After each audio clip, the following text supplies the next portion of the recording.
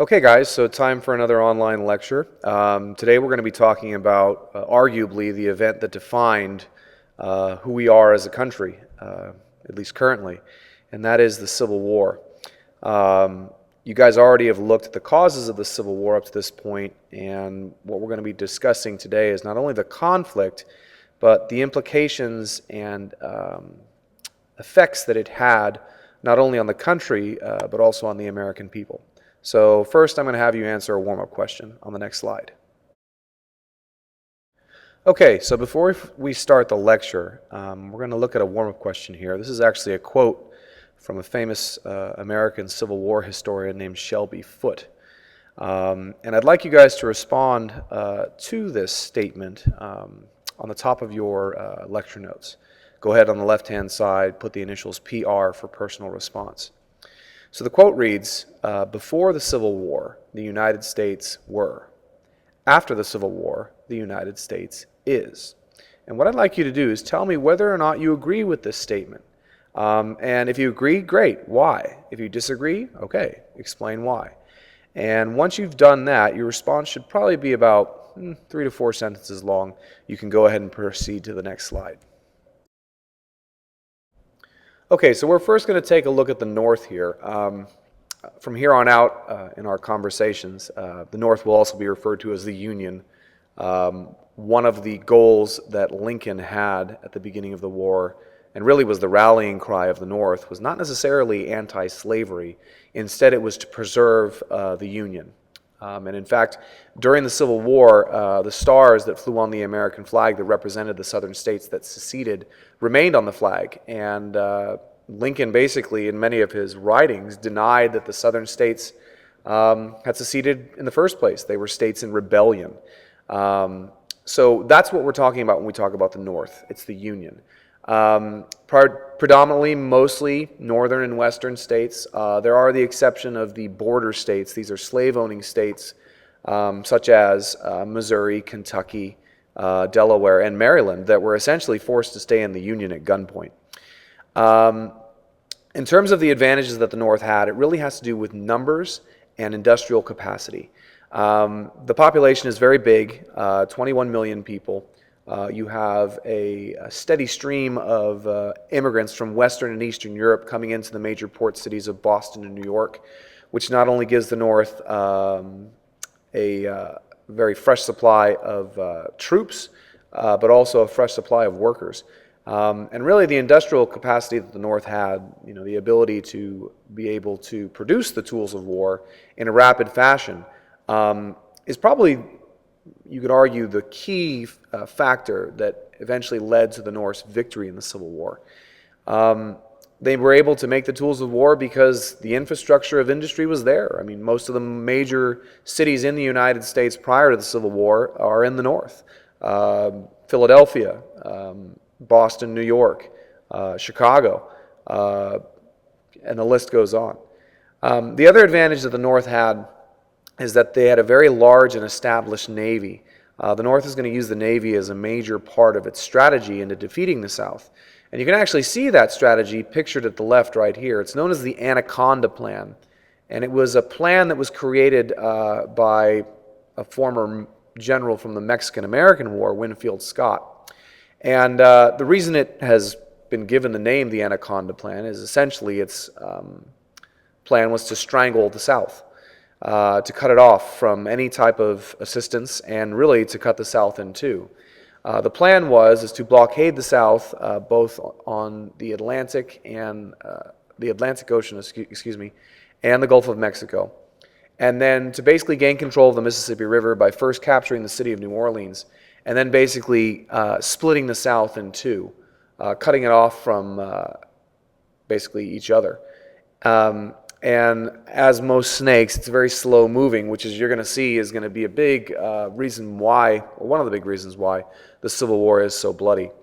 And lastly, for the most part, the war was fought in the southern states. There are instances, very famous instances, as you're going to see, that the Civil War actually makes its way north.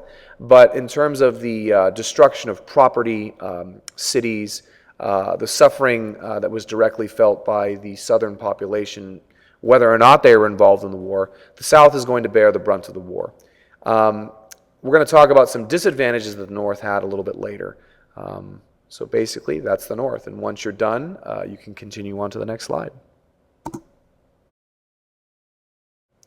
Okay, so then obviously on the other side we have the South, known as the Confederacy. These are the 10 states that seceded from the Union, beginning with South Carolina, in actually two different pieces. They didn't all secede at once. It happened in basically two phases. They seceded from the Union for a number of reasons. The fear of losing slavery, certainly one of them. The fear of federal power. Remember, the idea of states' rights is still something that's very much alive in the South. Many Southerners consider themselves Virginians or Texicans before they consider themselves Americans. And even though in terms of numbers, the South is at a major disadvantage. There's only about a population of about 9 million Southerners living in the South. That's excluding the 4 million slaves. But despite that, they do have some things that are definitely going to be in their favor during the war. Firstly, the soldiers that they had, some of them were actually trained in military schools. Some of the great military schools in the United States are basically, anchored in the South. Virginia Military Institute among them. So there was a great military tradition in the South. And also, remember, the South is a very rural portion of the United States. Many people live on farms, and as a result, they are asked to do certain skills. And one of them is that the Southerners can shoot pretty good because they have to. It's part of how they were brought up. So you have very well-trained soldiers, as well as people that know how to live off the land. The other great advantage that the South has is in its military leadership. For the most part, the Southern generals were very superior to the Northern generals, with a couple of exceptions.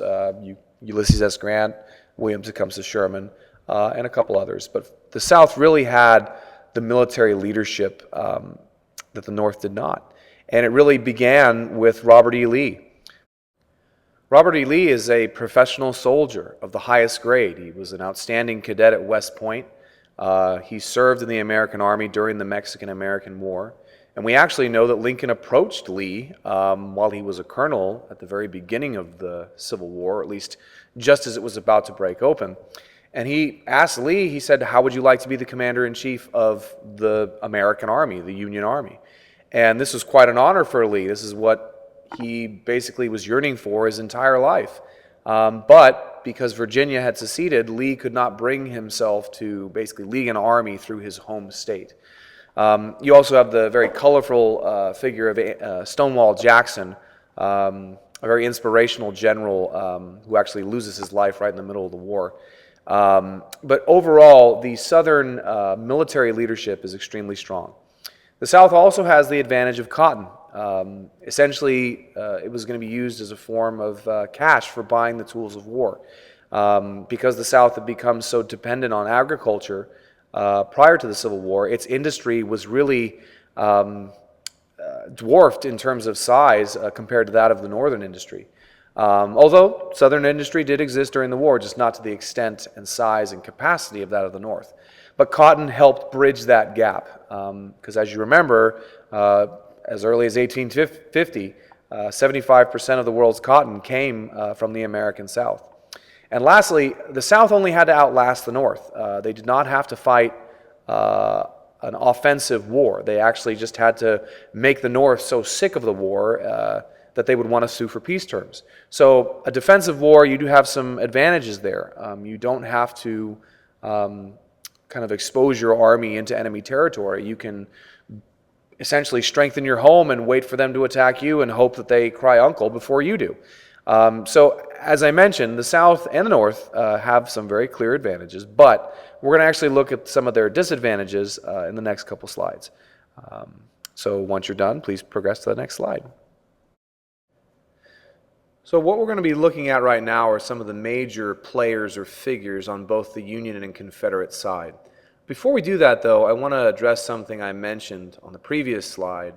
We had talked about the advantages that both the South and the North had, but some of the disadvantages they had were equally as important into how the war turned out. Believe it or not, you actually see visually some of the disadvantages that the South had. On the top right, you see the President of the Confederate States of America, a man named Jefferson Davis, who as a political leader was not exactly very successful in terms of organizing the South, keeping morale up, finding new ways to get alliances, growing Southern industry. He tended to focus most of his time on military matters, which really was a misuse of resources because the man directly below him, Robert E. Lee, had that well in hand along with a very strong Confederate officer corps. One of the weaknesses that the Union side had, you don't see pictured here, but you see the one man that ended up solving that weakness, and he's on the bottom left. His name is Ulysses S. Grant, who becomes the commanding general-in-chief of the Union Army. He was preceded by 9 people. Lincoln could not really find a suitable commander that could be not only successful in the field, but also someone that would push the strategy of the war and be aggressive. Many of the Union commanders that were prior to Grant were very cautious. Grant had some major success in taking Vicksburg, which basically gained control of the Mississippi River. And then after that point, really, he is going to lead the Union through the rest of the Civil War. And then, of course, we have one of the major strengths that the North had was their political leadership in Abraham Lincoln. Really, he was the face of the Civil War. And one thing you guys want to get out of your head is that although Lincoln right now is considered one of the, if not the greatest president in our nation's history, he was not universally liked, even by folks in his own territory in the North. In fact, there's going to be an election that's held during the middle of the war in 1864, and had it not been for the participation of the Union Army through absentee ballots, it's very likely that Lincoln would have lost, which is something that's very hard for us to kind of comprehend. But these are the major figures that you're going to need to understand and remember as we continue to discuss the Civil War. So when we talk about the Civil War, the actual conflict, there's a number of battles and events that we're not going to be able to cover in this lecture. But some of the main things that you guys need to understand about the conflict really happened in 1863. The war lasts from 1861 to 1865, and initially from 1861 through really the spring of 1863, the Confederate States of America are enjoying a huge amount of success on the battlefield. The Union has had its own success capturing the port of New Orleans, as well as securing some of the border states, but really the Confederacy is surprising the Union on how well it's been able to put up a fight. But 1863 is really where that turns. The Southern economy is in absolute shambles. There's a huge desertion rate among soldiers, mainly because they're not being fed or clothed. It was very typical to see Confederate soldiers that didn't have any shoes on. In the fall of 1862, we have the Battle of Antietam, which was the bloodiest battle in American history. In a single day, over 27,000 casualties. And although this was deemed a Union victory, it really could have been a massive victory for the Union had it not been for kind of the incompetency of some of their officer corps. Remember, Grant hadn't taken over at this time yet. But it was enough of a victory because up until that time, there really wasn't a major Union victory that Lincoln could use to issue the Emancipation Proclamation. Now, about the Emancipation Proclamation, let's make sure that we get one thing clear. This did not free the slaves. What it did is it freed the slaves of the states in rebellion. So in other words, all of the slaves that were in the Confederacy were given their freedom by Lincoln. This did not include slaves that were held specifically in the border states. Remember, those are still in the Union. So Lincoln wanted to make sure that when he issued this piece of legislation, or this proclamation, that he issued it from a position of strength. Because had he issued this after a major Union loss, it would have seemed like the president was being desperate. However, of all the battles of the Civil War, and I don't want to do any disrespect to any of them, there are many. There are feats of heroism on both sides during the war. But in terms of our lecture today, the one battle that you must know is the Battle of Gettysburg. It's a 3-day battle that occurs in Pennsylvania. The South actually invaded the North. And it was over the course of 3 days that really this battle determined the fate of the Civil War. You had over 51,000 dead or wounded, and this was a major Union victory because it turned the Southern invasion back. And what's significant about turning this major Southern invasion back is that the supplies, the soldiers, the bullets, everything that was used to sustain the Confederate Army, those things could not be as easily replenished as they could on the Union side. Remember, the North has a very massive industry that's able to support its war effort. Almost literally on the same day, as soon as Lee's army was turned back at Gettysburg, on the 4th of July, the very next day, Vicksburg, the major city that was defending the Mississippi River, was taken by Ulysses S. Grant. So really we see a huge shift here where the Union gains control of the Mississippi River after Vicksburg, dividing the Confederate states in two. And at Gettysburg, it was a major Union victory that turned back a Confederate invasion. Really, from this point on, after July of 1863, for the most part, the Confederates are going to be on the defensive. And we're going to see the war, how it is fought at least, we're going to see how that changes here in the remaining years that are left.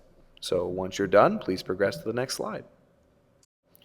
So this slide is going to be looking at some of the notable events that occurred during the Civil War. Obviously there are many, but these are the three that really need to be highlighted. In the previous slide, I mentioned the Emancipation Proclamation, which was issued on January 1st, 1863. And as I said, it was not, as a lot of people get confused, it was not something that banned slavery. Instead, what it did is it freed the slaves only in the Southern Territory in rebellion.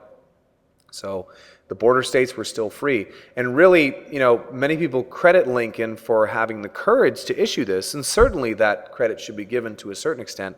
But in reality, what this was a military strategy on Lincoln's part. Because now, if suddenly the slaves in the South hear that they have been freed by President Lincoln, that's going to create some disorganization, disarray in the Confederate states, as well as really taking away a huge part of their labor force, which is going to keep their war output so they can keep fighting the war. So the Emancipation Proclamation, certainly a piece of legislation that cannot be overlooked in terms of its importance as far as getting equality for all Americans, but for the most part it really was a military strategy. And again, as I said, Lincoln is not exactly the most popular person, even in the North.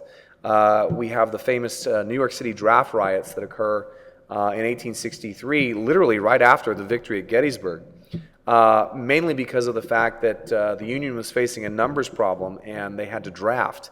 And unfortunately, the draft really targeted the poorest populations of the United States. Many people who were rich enough could actually buy their way out of the draft. So by many it was seen as a rich man's war, but a poor man's fight. And this erupted into riots all over New York City where hundreds were killed or injured. We're talking about fighting in the middle of the streets. The city was on fire for literally almost 3 days.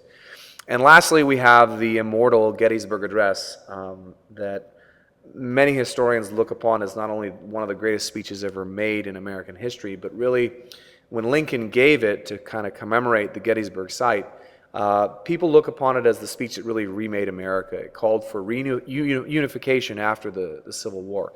And not today, but in a couple days, you guys are going to be looking at the Gettysburg Address in great detail, but I don't want to spoil anything for you. So when you're done, you can go ahead and progress to the next slide. So towards the end of the war, we really see a change in how the war is fought as well as who's dominating the war. Early stages, certainly the Confederacy is doing that. After the tide turns in 1863, specifically after Gettysburg, we see the Union kind of take charge. Remember, the Confederacy is now on the defensive. They don't really have the supplies or the manpower to sustain another invasion into the North. And so what they start to do is really just hunker down and try and defend their major cities. And so what we see in the last portion of the war is we see a great deal of trench and siege warfare. It's actually kind of funny how when students that I've taught in world history will do a project on World War I, and they'll go to Google Images and they'll try and find an image about trench warfare in World War I, and mistakenly they will pull images that actually come from the American Civil War. specifically around the siege of Petersburg, which protected the city of Richmond. It was a long, protracted siege, and it actually gave a preview to the kind of carnage that was eventually going to be experienced on a much larger scale during World War I. So to counteract this strategy of kind of, siege warfare, trench warfare, this defensive campaign the Confederates were trying to run, is that the Union really felt that in order to end the war, they had to break the Confederacy's back. It was a war where they had to get them to submit. They couldn't just continue fighting it because that's what the Confederacy counted on. They wanted the North to get tired of the war so they would sue for peace terms. So what we start to see, especially in 1864 and 1865, is the strategy of total war used by the Union, which is essentially you attack all parts of the Confederate population. You want their entire population, whether they be people in the Confederate Army or people on the home front, to submit. It's the only way the war is going to be able to end. And what really breaks the South's back is a rather infamous strategy used by William Tecumseh Sherman, second to Grant, probably the most brilliant of the Union generals. And it's known as Sherman's March through Georgia. After Sherman takes the city of Atlanta, as he's leaving it, he burns it to the ground. And he proceeds to march his army of over 60,000 troops from Atlanta to the city of Savannah in Georgia. And as he's marching through essentially the entire Georgia countryside, he destroys absolutely everything in his path. Farms, crops, slaves are freed and they join the army. So what starts out as a group of about 60,000 people almost becomes a group of 100,000 people by the time Sherman is done. And what it really is seen as doing is it broke the will of the South because their major cities were surrounded. They were starving in those cities. And Sherman's march really broke the will of the South. Now, the unofficial surrender of the Confederate Army is what happens at Appomattox Courthouse in April of 1865. When Lee surrenders his army, the major Confederate fighting force is done, and the Union has been saved. However, rather ironically, Lincoln was only assassinated 5 days later by John Wilkes Booth, and it wasn't until after Lincoln's assassination that the remaining Confederate armies in the South as well as the West surrendered, thus ending the Civil War. So when you're done, you can progress to the next slide. So when we talk about the major effects of the Civil War, there are several, but really one of them stands out more than any of them, and that is, as a result of the Civil War, the United States went through an organizational revolution. We're going to talk about that in a second here. But the immediate effects were that you had over 600,000 dead or wounded. To date, this war is the most American casualties that our country has ever suffered. To give you kind of something to compare it to, in World War II, we had roughly a little over 200,000 dead or wounded soldiers, and that was a modern war. The Civil War was without a doubt the bloodiest war the United States has ever fought in. And one of the other things that we see as a result of the Civil War is that we start to see the role of women change in American society. We're kind of given a preview of this from people like Elizabeth Cady Stanton, the Declaration of Sentiments, which came out of the Seneca Falls Convention, which is that women need to play a more proactive role in American society, and women think that they need to play a more proactive role within American society. And of course, the major effect is that you had 4 million African Americans now free after the 13th Amendment was passed in 1865. But I would like to say free but not necessarily equal. And when we talk about Reconstruction after I come back from paternity leave, you're going to be able to see what I mean by free but not equal. But just to talk a little bit about what an organizational revolution means. Essentially, the Civil War organized the American people. And I want you to think back to that first quote that I showed you from Shelby Foote. Really, the Civil War made us into, it galvanized our people into Americans. We were no longer Virginians or New Yorkers first, but we were Americans first. And probably more significant than that is that really this is what establishes federal dominance over the state governments. Right? One of the reasons that's given by many Confederates is that the Civil War was a states' rights issue. I can understand that, but it's really states' rights to what? States' rights to own slaves. Slavery is really the issue that the Civil War was fought over. You can debate it as much as you want, but when it comes down to it, that's the central issue of why the conflict was fought. And so what we see now is that the federal government truly does have that dominant power that was originally outlined in the Constitution, having kind of that authority over the states. Also, we have really the shift from a very rural America to a more modern America. What you guys are going to see as we progress through the group is, or not the group, excuse me, the class, is that we are going to go through another revolution, an industrial revolution, to where we create what we know as modern America. However, the one thing that you guys are going to see as we continue to progress through the class is that many of the events, the issues that are discussed by the American people, they can all be tied back to what happened in the Civil War. And not only as we look at Reconstruction, but certainly what occurs in the Civil Rights era. There's plenty of tie-ins to the Civil War. Even now, the Civil War scars are still very easily seen among the American populace. So I'm sorry I couldn't be there to lecture on one of my favorite subjects, and I'm sorry I couldn't be there to do any type of funny voices, etc., that you guys all like. But this is probably the next best thing. So thank you so much for listening. Please remember that your lecture notes, please, once you take them, make sure you do a summary at the end of at least 3 to 4 sentences. And the next lecture I give, I will actually be in class. So anyway, I hope all is well, and I hope to see you all very soon. All right. See you later. Bye.